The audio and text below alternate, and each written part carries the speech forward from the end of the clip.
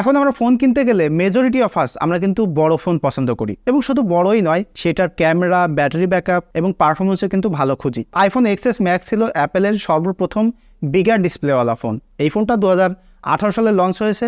তো এখন যদি এই ফোনটা আপনি কিনতে চান তাহলে আপনাকে বেশ কিছু দিকে কিন্তু স্যাক্রিফাইস করতে হচ্ছে। আবার কিছু কিছু দিক আছে যেগুলো ফ্যান্টাস্টিক লেভেলের একটা এক্সপিরিয়েন্স আপনাকে দিবে। তো এই ফোনটা এখন আসলে কেমন হবে সেই এক্সপিরিয়েন্সটা আপনাদের সাথে শেয়ার করব। তবে তার আগে আপনারা এই ফোনটা কোথা থেকে কিনবেন সেটা একটু বলে দিই।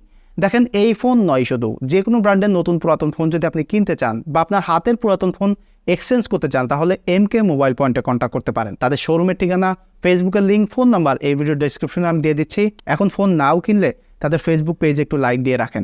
এই ফোনটা যদি ডিসপ্লে দেখেন, ফ্রন্টে 6.5 ইঞ্চির একটা ডিসপ্লে দেখতে পাচ্ছেন। এটা রেটিনা ওলেড ডিসপ্লে, সোজা কথায় একটা ওলেড ডিসপ্লে। তো এই ডিসপ্লেটার যে কালার, একদম সুপার কালার এখনও আপনি এটাতে পাবেন। তবে এটার একটা মেইন যে প্রবলেম সেটা হচ্ছে যে এটার ব্রাইটনেস কম। ডে লাইটে দেখতে গেলে ভালো দেখা যায় না এবং অনেক বেশি রিফ্লেকশন আসে। সো আপনি যদি ইনডোরে ব্যবহার করেন তাহলে ঠিক আছে, তবে খুব কড়া সানলাইটে থাকলে এটা আসলে ভালো এক্সপিরিয়েন্স আপনাকে দিচ্ছে না। এবং এটা যে প্রোটেকশনে রয়েছে সেটা কিন্তু কর্নিং মেড গ্লাস। তবে এইটার ব্যবহার করতে গেলে আমি ডেফিনেটলি সাজেস্ট করবো একটা স্ক্রিন প্রোটেক্টর লাগিয়ে নিতে। এবং এই যে ফোনটা দেখতে পাচ্ছেন না, চারি সাইডে খুব সুন্দর ইভেন চিন বেজেল রয়েছে। অ্যাপেল কিন্তু এখনও এই জিনিসটা করে, এটা খুবই প্রিমিয়াম একটা লুকিং থাকে। এবং শেষমেশ স্যামসাং এসে কিন্তু এই জিনিসটা এখন করেছে। এবং উপরে যে বড় একটু কাট আউট দেখতে পাচ্ছেন না, নসটা, এখানে আপনি 7 মেগাপিক্সেল একটা সেলফি ক্যামেরা পাচ্ছেন এবং ফেস আইডি রয়েছে। যারা অ্যাপেল সম্পর্কে জানেন তারা জানেন যে ফেস আইডি কত সুন্দর রিলায়েবল একটা জিনিস। 2018 সালের জিনিস এখনো একদম সুপার স্মুথলি কাজ করে। এটা যদি ব্যাক সাইডে দেখেন,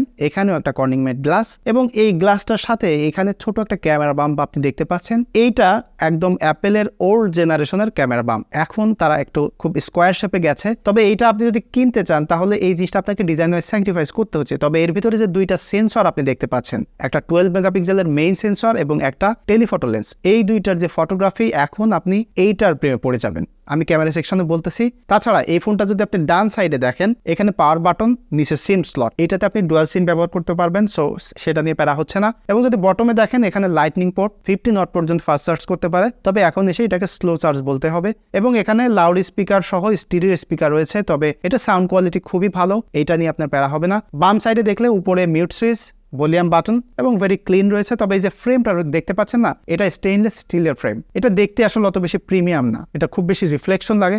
তবে এই ফোনটা এত বড় হইলেও হাতে ধরতে সুপার কমফোর্ট। এটা সাইডগুলো কার্ভ হওয়ার কারণে হাতের মধ্যে ধরলে এত বড় ফোন কোনো প্যারা হয় না, ইউজ করতে গেলে একদম সুপার লাগে। তবে এটার একটু ওয়েট বেশি লাগে। ডিজাইন ওয়াইজ এটা একদম সুপার বিল কোয়ালিটির একটা ফোন। 2018 সালের ফোন এখনও ব্যবহার করতে গেলে মনে হয় যে খুব ভালো কোয়ালিটির বা কন্ডিশনের এটা রয়েছে। এটার পারফরমেন্সের কথা যদি বলি, এটাতে A12 বায়োনিক একটা প্রসেসর ব্যবহার করা হয়েছে। তো আমি এর আগেও অনেক রিভিউতে বলেছি, এখন আমরা যে ফোন ব্যবহার করি ডেইলি লাইফে, আমরা যে অ্যাপসগুলো ব্যবহার করি সেগুলোর জন্য কিন্তু মশা মারতে কামান দাগার মতো হয়ে গেছে এখন এত বেশি পাওয়ারফুল প্রসেসর, যেগুলো আসলে দরকার হয় না। ওটা আসলে এক কায়দায় আপনি স্ক্যাম টাইপের বলতে পারেন।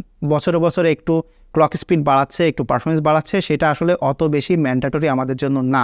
এই ফোনটা আপনি ব্যবহার করলে কি করবেন? একটু গেমিং করবেন, একটু সোশ্যাল মিডিয়া, ফেসবুক, ইউটিউব এগুলোই তো চালাবেন। একদম স্মুথলি রান করে। 4GB র্যাম রয়েছে। এই 12 বায়োনিকের সাথে একদম লেটেস্ট iOS চলতেছে। আমি এটাতে 17.4.1টা আপডেট দিয়েছি। সো স্মুথলি চলতেছে, খুব ইজিলি চালাইতে পারবেন। তবে একটু হিটিং হয় এবং এখন গরমের সিজন তো আরও বেশি হিটিং হবে। সো সেটা একটু মাথায় রাখবেন। এবং এই ফোনটা 2018 সালের হলেও এই সময় এসে 2024 সালে এসে ব্যবহার করতে গেলে স্লো মনে হয় না। এটা নিয়ে আপনি নিশ্চিন্তে থাকতে পারেন।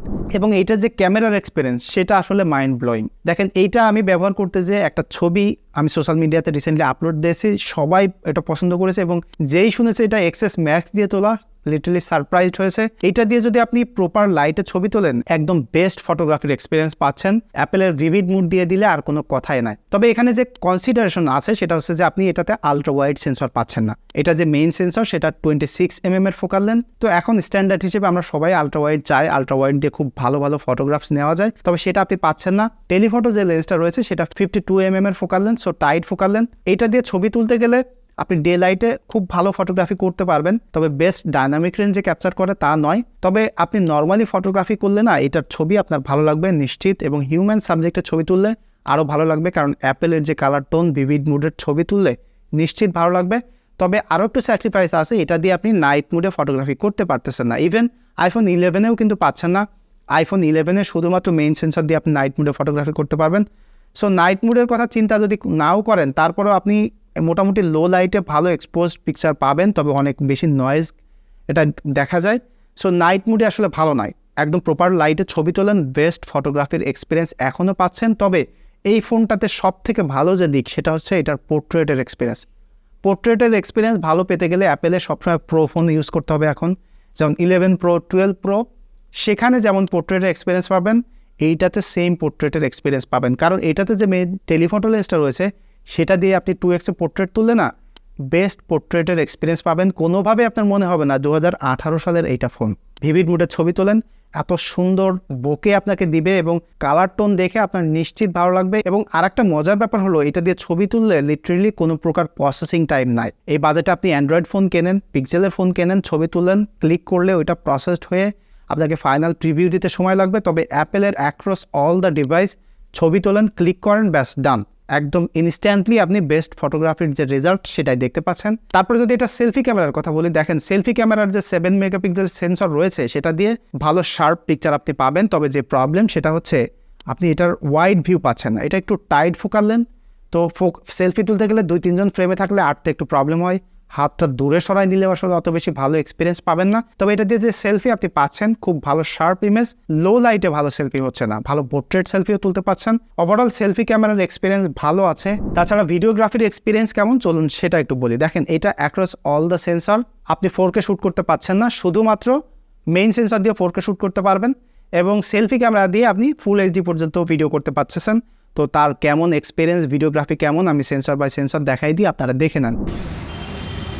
এক্সএস ম্যাক্সের যে মেইন সেন্সরটা আছে সেটাতে এখন দেখতে পাচ্ছেন আমি এখন 4K 24 ফ্রেমে শ্যুট করতেছি, এবং এটার স্টেবিলিটি কেমন সেটা তো দেখতেই পাচ্ছেন। এবং এখানে কেমন সাউন্ড ক্যাপচার করতে পারে, আমি যেখানে আছি এখানে বেশ গাড়ি টাড়ি যাচ্ছে, অনেক শব্দ হচ্ছে, তো সেটা অবশ্যই দেখতে পাচ্ছেন। এবং এটা যে কালার দেখেন, খুব সুন্দর কালার কিন্তু এখন দিচ্ছে, এবং খুব শার্প ভিডিও আমি এখানে মনিটরে অটোমেটিক দেখতে পাচ্ছি। এবং এটার যে টেলিফটো লেন্সটা আছে সেটাতে আমি যদি শিফট করি, দেখেন এইটাতেও একই রকম খুব স্টেবল ফুটেজ দিচ্ছে এবং কালার কিন্তু অলমোস্ট সেম, অর্থাৎ এই যে মেইন লেন্স এবং টেলিফটো লেন্স একই রকম ভিডিওগ্রাফি দিচ্ছে। এবং আইফোনের ভিডিওগ্রাফি এবং তারা কিন্তু সবসময় ভালো একটা ভিডিওগ্রাফির এক্সপিরিয়েন্স দিয়ে থাকে, এটা হোপফুলি আপনারা সবাই জানেন।